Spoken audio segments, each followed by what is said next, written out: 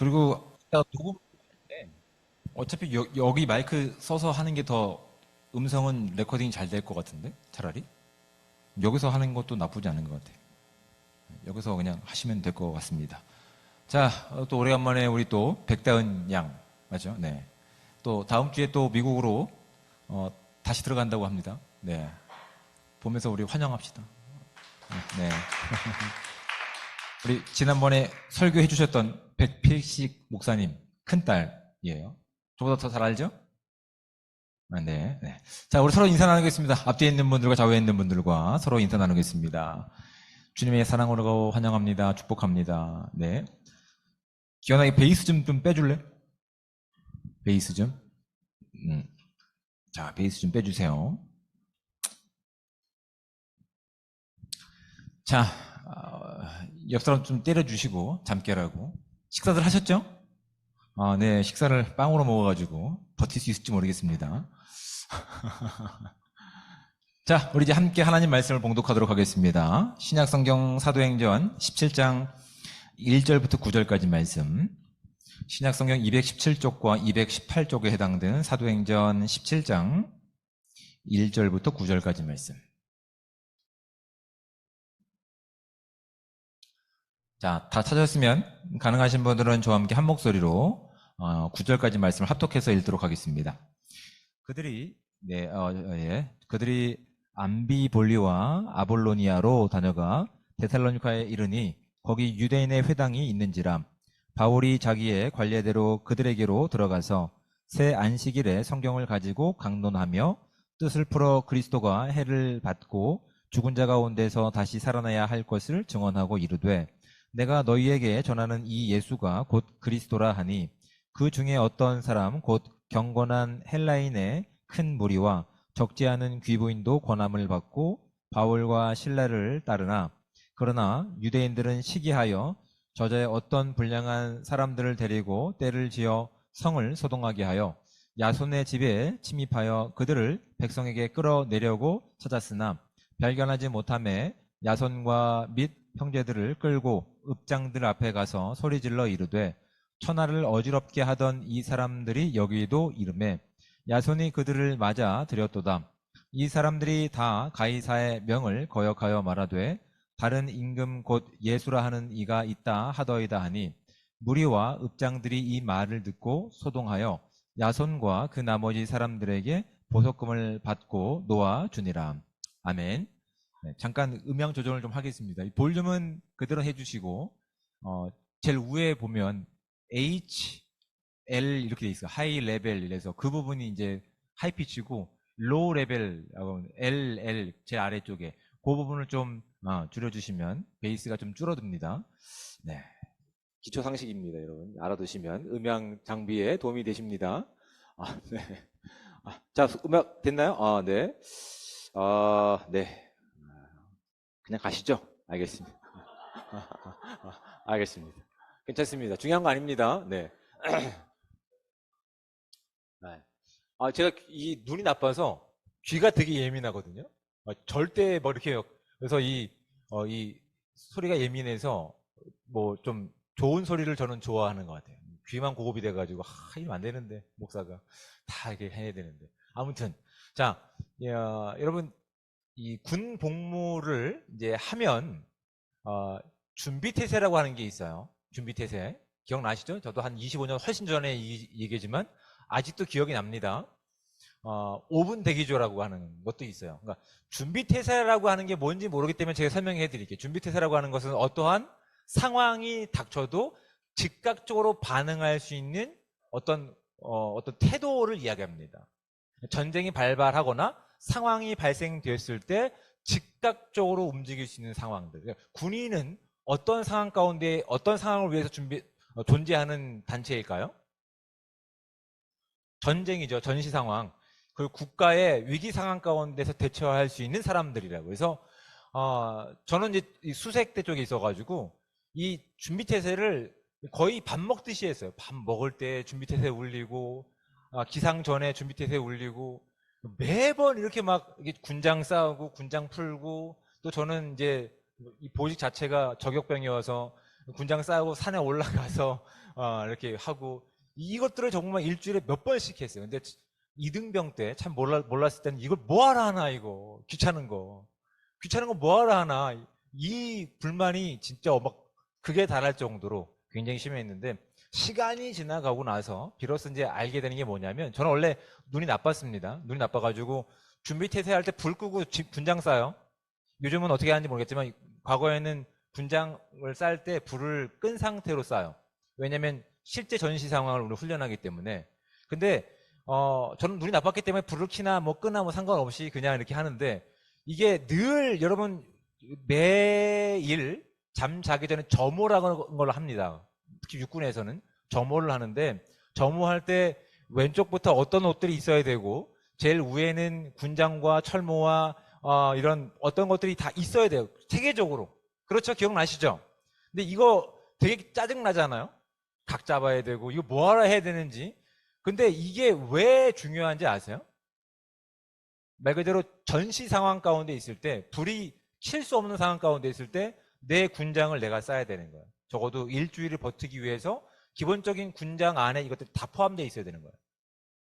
근데 전시가 났는데 야, 불 켜봐 할 수 있을까요? 없죠.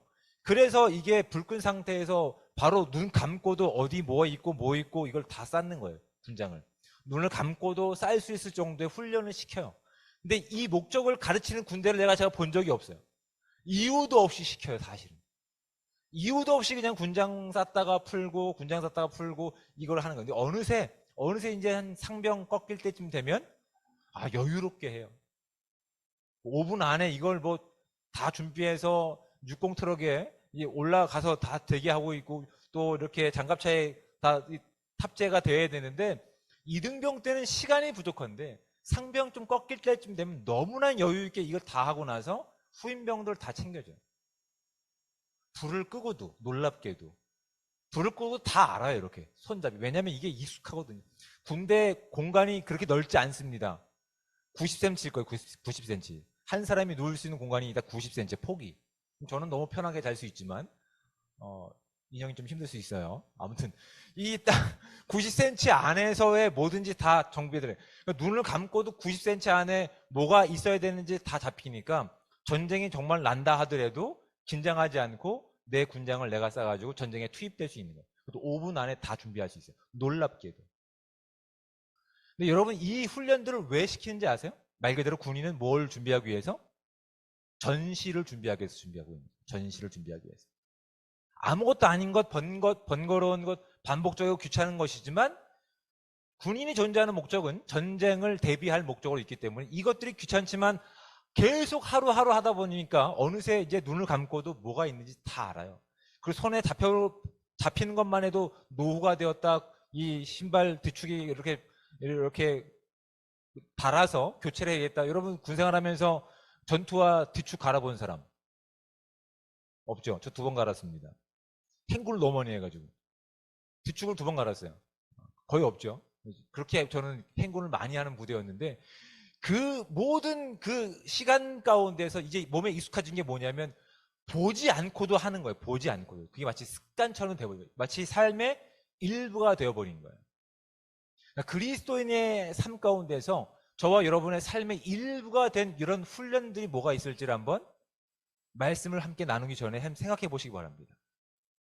내가 그리스도인으로서 다시 오실 주님의 때를 기다리는 성도로서 우리가 어떠한 삶의 습관들이 있는지, 얼마나 삶 가운데서 거룩한 훈련들을 하고 있는지를 한번 점검해 보기를 원합니다. 있나요? 그런 것들? 나는 밥 먹을 때 늘 기도합니다. 이것도 사실 빼먹는 경우가 많죠. 아침에 일어나서 늘 기도합니다. 이것도 빼먹는 경우가 많죠. 늘 매일 밥 먹는 것처럼 제가 성경을 적어도 한 장씩 읽겠습니다. 이거 빼먹는 거 많죠. 그러면 우리는 무엇을 위한 존재하는 존재들일까요? 혼란스럽죠, 갑자기. 그렇죠? 왜 군대에서 훈련이 힘든지 아세요? 언제 긴급 상황이 발생될지 모르거든요. 발생되면 지금까지 훈련됐던 것들이 너무 기쁜 마음으로 나갈 수 있는데 언제 발생될지 모르니까 이 긴장감이 싫은 거예요. 반복적으로 하는 훈련들이 짜증이 나는 거야. 근데 이것이 우리 신앙에도 동일하게 적용되더라고요. 주님이 곧 오신다고 분명히 약속하셨어요. 전 오늘이라도 오실 주님을 믿습니다. 아멘들 하셔야죠. 우리 그런 정도 신앙 갖고 있는 거 아니에요? 우린 지금이라도 오실 하나님을 믿고 있는 거예요. 근데 하나님께서는 그 오실 시간을 아직도 2000년이 지난 시간까지 아직 안 오시고 계시는 거예요. 아직 한 명이라도 더 복음을 들을 수 있는 기회를 주시기 위해서 하나님은 준비된 우리를 통해서 계속 그 복음의 능력들을 살아내고 전할 수 있는 사명들을 주시는데 우리는 이 훈련이 싫은 거예요. 이 거룩한 일이 부담스러운 거예요. 마치 준비태세를 준비하고 있는 군인들처럼. 차라리 전쟁이 나면 편하게 했는데 곧 오시겠다고 하면 이거 미련 갖지 않고 다 버리고 가면 되는데 계속 안 오시니까 내일도 안 오시겠지. 내가 적어도 결혼할 때까지는 안 오시겠지. 적어도 내가 자녀를 낳을 때까지는 안 오시겠지. 적어도 내가 이 생을 마감하기 전까지는 안 오시겠지라고 하는 믿음이 오늘 당장 오실 겁니다라고 하는 믿음보다 더 큰 것이 사실입니다. 그렇죠? 그래서 힘든 거예요. 그래서 우리 가운데 어떤 마음이 있는 거예요? 내일 하지 뭐. 오늘 하지 못한 거 내일 하면 되지 뭐. 내일 곱빼기로 하면 되지 뭐. 근데 어느새 우리의 습관 가운데 우리의 훈련 가운데 그런 경건의 모습들은 빠져버리는 거예요. 그 정작 믿지 않는 이 사람들이 우리를 향해서 너 교회 다닌다며? 라고 얘기했을 때 우리는 어떻게 합니까? 당황합니다. 잠깐만, 그게 말이지. 왜 그럴까요? 그들은 우리의 삶 가운데서 습관처럼 배어있는 그리스도의 흔적을 보기 원하는데 정작 우리 삶 가운데는 훈련된 그리스도의 모습들이 없는 거예요. 그러니까 뭘 해야 될지 그때마다 목사님한테 전화해서 목사님 이때 어떻게 해야 됩니까? 라고. 제가 어떻게 늘 따라다닐 수 있을까요? 아니, 우리 모두를, 저를 포함한 우리 모두는 오늘이라도 곧 오실 주님을 믿는 성도입니다. 아멘들 하십시오. 네, 아멘들 하시는 삶 가운데 복된 인생이 있는 거예요. 여러분, 오늘이라도 오실 분이 우리 하나님이세요. 그 하나님께서 지금도 우리와 함께 하시는 인생이 바로 사도 바울의 인생이었어요. 하나님께서는 사도 바울을 어떤 민족을 향해서 보내셨어요? 이방인을 위한 복음을 전하는 사도로 보내셨어요. 근데 사도 바울은 혈육적으로 어떤 성분이란다. 어떤 출신이에요? 유대인이었어요. 그렇죠? 가말레엘의 문화생이었다고요.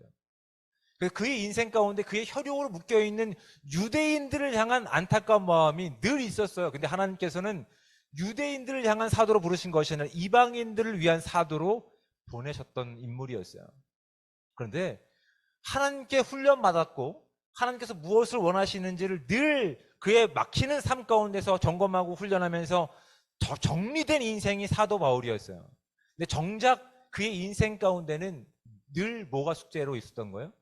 자신의 동포에 대한 안타까움과 애절함이 그에게 있었던 거예요. 그런 말씀이 어디 있냐면 2절 말씀을 보세요.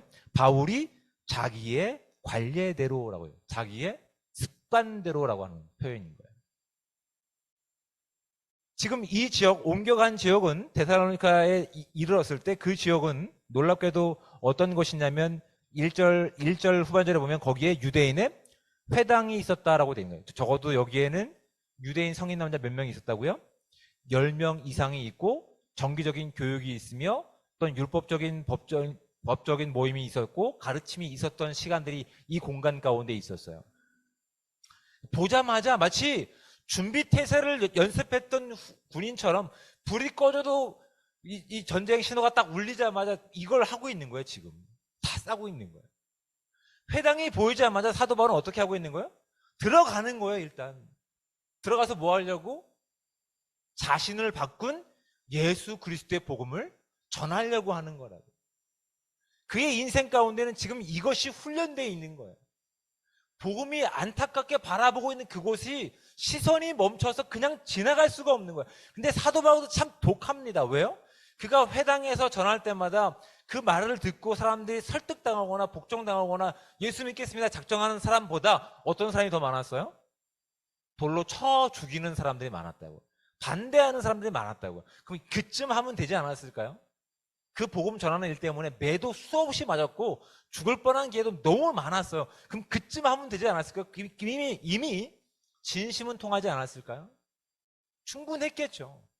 근데 어느새 사도 바울의 인생 가운데 그의 영혼의 삶 가운데 어떤 것들이 훈련되어 있는 거예요?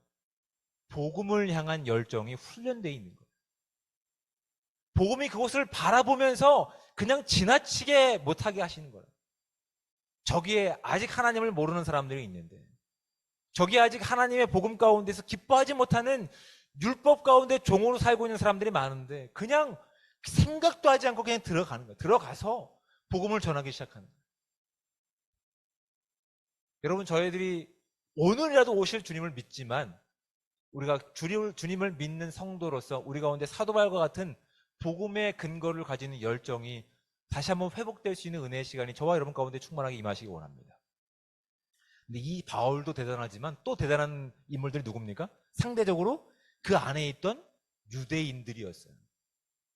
설득 당할 만도 한데, 여러분 보십시오. 이제 4절과 5절의 말씀을 보면 그 중에 어떤 사람 곧 경건한 헬라인의 큰 무리와 적지 않은 귀 부인도 권함을 받고, 지금 이 요청 가운데 복음을 전한 말씀 가운데 지금 그들이 어떻게 한 거예요? 헬라인들, 이방인들은 그 말씀을 받아들이기로, 예수님을 나의 구세주로 믿고 따르기로 결정한 거예요. 근데 5절 말씀에서 그러나 유대인들은 시기하여 저자의 어떤 불량한 사람들 데리고 때를 지어 성을 소동하게 하였다라고 되어 있습니다.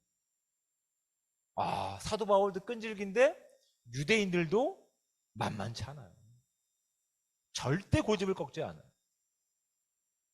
이제 사도 바울은 그 행위가 그 안에 있는 성령과 복음의 근거를 뒀다고 한다면, 지금 5절 말씀 가운데 그러나 유대인들은 시기하여라고 하는 이 시기라고 하는 이 표현은 무엇에 근거를 둔 감정일까요?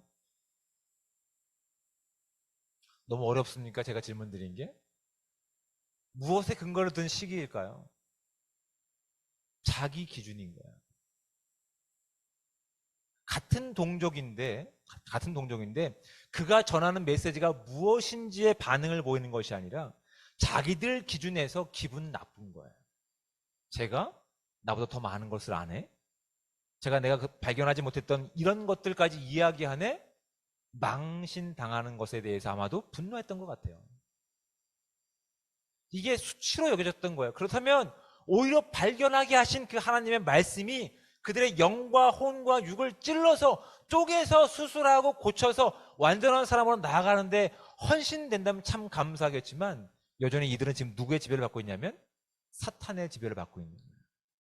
그러니까 사탄이 이 시기심을 부추겨서 어떻게 합니까? 감정을 나쁘게 하고, 본인들뿐만 아니라 5절 후반절에 보면 어떤 불량한 사람들, 건달들인 거예요. 건달들을 데려다가 떼를 지어서 무리를 일으켜서 성읍을 소동케 하는 거예요. 여기 와 보십시오. 가이사 황제를 지금 배반하고 있는 자칭 왕이라고 하는 사람을 자랑하고 그것을 전하는 사람들이 나타났습니다 라고 얘기하고 있는 거예요. 누가 하고 있다고? 유대인들이. 하나님만을 유일신으로 여겨야 되는 유대인들이 지금 어떤 문제를 가지고 소동을 일으키고 있는 거예요? 자신들의 왕을 누구로 인정하고 있는 거예요? 기분 나빠야 될 로마 황제의 통치를 본인들 스스로 인정하고 있다고요. 시기심에서 이렇게 얘기하고 있는 거예요. 그래서 결국 그 일 때문에 어떻게 합니까? 사도 바울이 잡혀가진 않고 6절 말씀에 보면 발견하지 못함에 야손, 사람 이름입니다. 야손 및 형제들을 끌고 읍장들 앞에 가서 이제 고발하는 거예요. 천하를 어지럽게 하는 이 사람들이 여기도 있다라고. 근데 이 사람은 어떤 사람이냐면 회당장 중에 한 명이었어요. 유대인을 대표하는 회당장 중에 한 명이었을 뿐만 아니라 그 지역을 민주주의, 여기는 데살로니가 지역은 민주주의 의회의 법칙을 따랐기 때문에 의회장들의 한 명이었다고. 읍장이라고 표현되는 표현이 그런 것들이에요. 의회장들, 어떤 일들을, 중요한 결정들을 했을 때 선택할 수 있는 어떤 대표격인 자격을 가지고 있는 사람이 읍장이었어요. 그 중에 한 명이 이 야손이라는 사람이었어요. 근데 야손이 어떤 말씀 가운데 복종했어요? 하나님의 말씀 가운데 복종하고 있는 거예요. 로마 황제의 통치와 법적 체제 속에 있는 사람이었는데 하나님의 메시지가 사도 바울을 통해서 전해졌을 때 그도 설득당했던 거예요. 하나님을 따르기로, 하나님의 주권 가운데 나가기로 했던 거예요. 근데 그 자리에는 지금 그 복음을 전했던 사도 바울이 없자 그 자리에서 결단했던 야손이 지금 붙잡혀서 끌려간 상황 가운데 있는 거예요. 놀랍게도 하나님께서 지금 그 데살로니가 지역 가운데서 사도 바울에게 그 복음이 없는 사람들을 보게 하셨을 뿐만 아니라 그들 가운데, 그거 보십시오. 이제 2절 말씀, 그들에게 들어가서 새 안식일의 성경을 가지고 강론하매라고 돼 있어요. 강론이라고 하는 말은 다른 표현을 우리가 이해할 때 디베이션이에요. 토론하는 거예요. 토론. 어떤 뭐 그냥 일방적인 내용이 아니라 성경의 근거를 가지고 토론하고 있는 거예요. 그러니까 지금 이 세 번의 안식일을 계속 반복한 거죠. 물론 그가 데살로니가 지역에 머무는 시간 이거 더 긴 시간이에요. 하지만 세 번에 걸쳐서 그들에게 들어가서 하나님께서 시선을 주신 복음의 열정을 가지고 들어간 회당에서 하나님의 말씀이 무엇인지 어떤 것을 가르치실 뿐만 아니라 그 가르치시는 분이 예수 그리스도로 연결된다는 사실을 계속 논쟁하고 있는 것 가운데서 3절 말씀은 뜻을 풀어 그리스도가 해를 받고 죽은 자 가운데서 다시 살아나야 할 것을 이건 증명하다는 거예요. 말씀이 증명할 뿐만 아니라 그것을 증언하는 사도 바울의 역할로서 그것을 지금 다 이야기하고 있는 거예요. 그래서 그 주인공이 누구냐면 바로 곧 그리스도 예수다라고 하는 말이 3절 후반전에 나오고 있는 거예요. 지금 이 일들을 지금 계속 사도 바울은 이야기하고 있는 거예요. 그런데 재미있는 부분이 어떤 부분이 있냐면 이 모든 이 사도 바울의 그 말 가운데서 이제 17장 4절에 보면 이런 말이 있어요. 이제 귀부인도 권함을 받고라고. 근데 이제 이거를 세번역 성경을 읽어드리면 이렇습니다. 그들 가운데 몇몇 사람이 승복하여라고 돼 있어요. 이게 지금 좀 더 쉽게 얘기하면 승복한다고 하는 건 설득당했다라는 뜻이에요. 설득당했다. 근데 이 설득당했다라고 하는 것이 이 헬라어 원어를 보면, 그러니까 이게 중간태를 쓰고 있어요. 중간태를 쓰고 있다는 게 좀 어렵죠. 문법적으로 얘기하니까. 이거 어떤 것이냐면 우리 보통 문법적으로 보면 능동이 있고 수동이 있어요.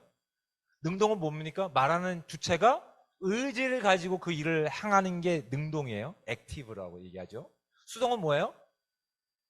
누군가가 그것을 우리 가운데 이끌었을 때 어쩔 수 없이 따라갈 수밖에 없는 것이 수동인 거예요. 패시브라고 얘기를 해요. 근데 미들 보이스라고 하는 게 뭐가 있냐면 이거는 지금 하나님께서 누구를 통해서 사도 바울의 인생과 그의 전하는 메시지를 통해서 사람들의 마음 가운데 전해진 복음이 설득하신 거예요. 이거는 사람의 입술을 통해서 누가 일하고 계신 거냐를 증명하냐면 성령 하나님께서 일하고 계심을 증명하는 표현이라고 해서 이건 이제 굳이 이렇게 문법적으로 얘기하면 divine passive라고 얘기를 하는 거예요. 그냥 뭐 상식적으로 알아두십시오. 제가 뭐 이걸 기말고사 내진 않습니다. 아무튼 이게 지금 사도 바울의 인생과 그의 입술을 통해서 전해지는 하나님의 복음의 메시지가 그의 의지와 그의 어떤 욕망과 어떤 그의 자존심에 걸린 문제가 아니라 그 안에서 일하게 하시는 누구의 일이라고요? 성령 하나님의 일이시라고요. 성령 하나님께서 그 가운데 그것을 바라보게 하시고 그곳에 들어가서 하나님의 말씀을 그렇게 진실하게 정직하게 전했을 때 하나님께서 그 입술을 통해 전해지는 메시지를 통해서 그들을 설득해내신 거예요. 승복을 받아내신 거예요. 그래서 그들이 하나님을 따르는 사람들로 이제 순종하게 된 거라고요. 여러분 지금 사도 바울이 이거 몇 명 자기 편을 만들기 위해서 이거 하는 거 아니에요. 그도 지금 무엇에 의해서 자신에게 찾아오신 예수 그리스도 가운데 설득당해서 이 자리 가운데 있는 거예요. 그리고 가는 길마다 막히고 박해를 받는 그 일들 통해서 무엇이 훈련되고 있는 거예요? 나는 예수 믿는 사람이다. 예수 그리스도가 나의 유일한 구원자이십니다가 훈련되는 거예요. 그래서 즉각적인 태세 가운데 만나는 사람 가운데서 나의 자존심에 반응하는 것이 아니라 그리스도의 복음에 반응하는 삶을 드러낼 뿐만 아니라 말로 그들 가운데 전했을 때 성령께서 비로소 그 말씀의 전달 가운데서 그들을 설득하셔서 하나님의 말씀으로 돌아올 수 있는 은혜를 허락하신 거라고요. 아우, 되게 어렵죠. 되게 어렵죠. 여러분, 아무리 우리가 진실함을 가지고 복음의 열정을 가지고 복음을 전한다 하더라도 사도 바울의 인생을 통해서 발견하는 것이 있습니다. 그들이 쉽게 설득당할까요? 아니요. 사도 바울도 독하지만 사도 바울의 그 전하는 복음을 듣고도 끝까지 변하지 않는 유대인들이 있었다고요. 그럼에도 불구하고 사도 바울은 왜 포기하지 않았을까요? 그들을. 그 마음 가운데 자신을 설득하신 예수 그리스도가 있기 때문에 포기하지 않았던 거예요. 자신마저 설득했던 예수 그리스도의 복음의 능력이 그 훈련 가운데서 하나님의 영광이 그 회당 가운데 있음을 발견하고 그곳에 가서도 복음만을 전하는 거예요. 그래서 사도 바울이 뭘 했어요? 뭐 자기 못을 뜯어 보이면서 내가 맞은 매에 이런 수를 자랑하지 않았어요. 3주 동안 들어가면서 무엇을 했습니까? 뜻을 풀어서 하나님 말씀이, 구약의 말씀이 어떻게 우리에게 적용되었고 그분이 해를 당하고 부활하신 예수 곧 그리스도다라고 하는 사실을 증언했다고요. 그렇죠? 사도 바울이 그냥 대충 경험 삼아 기도받았는데 하나님이 뿅 나타나서 이 말씀을 나에게 주셨어 이렇게 하지 않았다고요. 그 복음이 하나님이 함께 하심이 그의 인생을 어디로 이끌었어요? 하나님 말씀으로 이끌었고 하나님 말씀을 전하는 삶 가운데 소개하는 인생 가운데 갔다고요. 여러분 적어도 복음의 능력이 있는 저와 여러분 가운데 무엇에 대한 갈증이 있어야 됩니까? 우리가 무엇을 통해서 지금 이 자리에 승복하고 나왔습니까? 하나님 말씀이라고. 누군가의 인생을 통해서, 누군가의 삶을 통해서, 누군가의 메시지를 통해서 전해진 하나님의 살아계신 말씀이 저와 여러분들을 설득해서 지금 이 자리에 나오게 한 거라고요.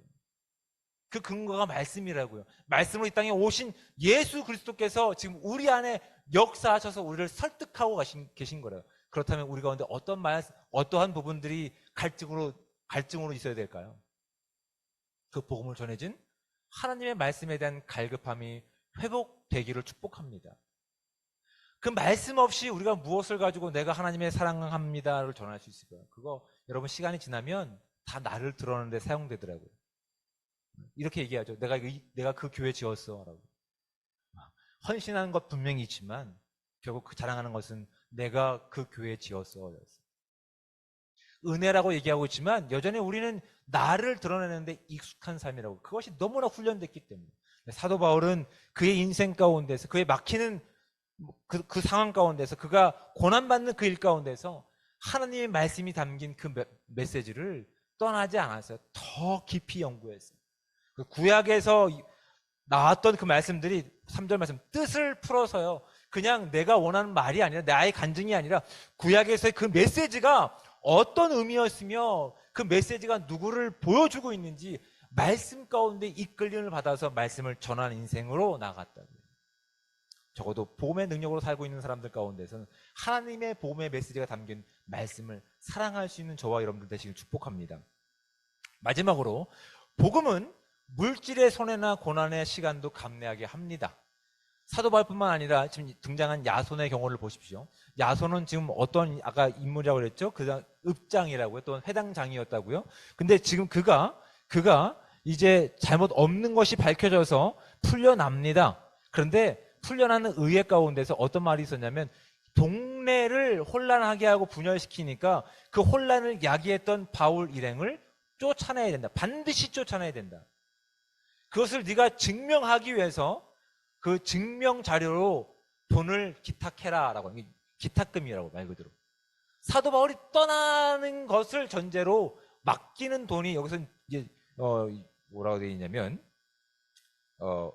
자 9절 말씀 야손과 그 나머지 사람들에게 보석금을 받고 이 보석금은 풀려나는 어떤 금액이 아니라 조건을 다는 거예요. 말 그대로. 네가 그 사람들을 약속대로 쫓아내지 않는다면 이 돈은 우리가 가져야 돼. 너는 이 돈의 값어치만큼 책임지고 네 일을 하라라고 하는 명령이 지금 주어지고 있는 거예요. 야손이나 지금 사도 바울은 뭐 자신들의 이익을 위해서 지금 이 일을 하고 있는 거예요? 그렇지 않아요. 복음의 능력으로 지금 이 일을 하고 있는데 그 길 가운데 어떤 일도 억울하게 당하고 있는 거예요? 경제적인 손해도 불필요한 고난도 시간의 낭비도 지금 겪게 하고 있는 거예요. 뻔히 보이는 고난의 길인 거예요. 뻔히 보이는 손해보는 일들인 거예요. 그런데 복음이 그들이 걷는 그 손해를 기쁨으로 걷게 하는 거예요. 근데 우리는 어디에 마음을 더 쏠립니까? 복음에 이끌어가는 것보단 손해보는 일 가운데 우리는 너무나 손쉽게 움직이지 않습니까? 준비 태세를 할 필요도 없어요. 손해볼 만한 일들은 정확하게 알고 있습니다. 그렇죠? 네. 이건 다 동의죠. 사실은. 네. 우리는 손해볼 일에 대해서는 너무나 분명하게 딱 얘기하고 있는 거야. 아니, 거기까지만 얘기해. 듣고 싶지 않아. 그만 됐어. 내가 기도해 줄게. 기도해 준다는 말은 뭐예요? 나는 기도는 해주되, 아니, 그건 그냥 체면치레고 절대 너를 다시 보고 싶진 않아. 이런 얘기들이 그 마음 가운데 담겨 있는 거야. 그렇지 않기를 축복합니다, 여러분. 저 기도해 주겠다고 한다면 기도해 줄 수 있는 우리 모두가 되길 축복합니다. 기도만 해주는 것이 아니라 하나님 주신 마음이 있으면 시간을 투자하고 물질을 투자해서 하나님의 복음을 살아낼 수 있게 되기를 축복합니다. 근데 이것이 여러분 한 번에 드는 게 아니라고요. 훈련해야 되는 부분들이라고요. 사랑을 연습하고 훈련하고 그것이 가장 좋은 장소가 관계가 여러분의 가정이고 이 공동체 아니라고요. 이 공동체 안에서 그것을 훈련해 보는 거라고요. 그래서 우리 안에 무엇이 심겨져 있으며 어떤 능력으로 그 일들을 하는지를 작은 것부터 훈련해 갔을 때 정말 위기 상황에 닥쳤을 때 상황이 닥쳤을 때 사랑을 증명한 순간에 닥쳤을 때 나의 손해를 무엇으로 인해서 예수 그리스도의 복음을 전하는 일로 인해서 기뻐할 수 있는 우리 모두가 되시기를 축복합니다. 그렇게 연습해 보는 거예요. 내가 할 수 있기 때문에 아멘 하는 것 아니에요. 하나님이 이들을 통해서 우리 가운데 보여주신 말씀이 있기 때문에 우리가 이 말씀의 근거를 가지고 아멘 하는 거예요. 내 능력으로 내가 하겠습니다가 아니라 아멘, 제가 알지 못하지만 할 수 없지만 주님께서 이들을 바꾸신 분이 분명하기에 오늘 저를 바꾸실 나의 주님으로 고백합니다. 역시 아멘으로 나올 수 있는 저와 여러분들 되시길 축복합니다. 여러분 지금 이들이 어떻게 움직이고 있는 거예요? 복음의 능력으로 움직이고 있는 거예요. 복음의 능력으로 그것을 바라보고 있는 거예요. 복음의 시선으로 복음이 필요한 것을 바라볼 뿐만 아니라 하나님의 말씀에 대한 이 갈증이 계속 하나님 말씀과 가까워지는 순간 가운데 그 삶은 말씀으로 무장된 삶이 되었을 뿐만 아니라 그 무장된 삶이 그 복음을 증명하는 것 가운데 손해나 고난도 두려워하지 않는 모습으로 나아갔던 것이라고요. 그들을 움직이는 힘이 무엇입니까? 그 안에 심겨져 있는 복음이라고 하는 사실입니다. 저 여러분 가운데 이 복음이 증명되고 훈련되고 자랑할 수 있는 진정한 예수 그리스도의 공동체 성도 되기를 축복합니다. 네, 아멘 하시고 결단하시고 그렇게 나아갈 수 있는 우리 모두가 되시길 바랍니다. 네, 함께 나와서 결단의 찬양을 함께 하고 기도하고 우리가 결단의 시간을 갖도록 하겠습니다.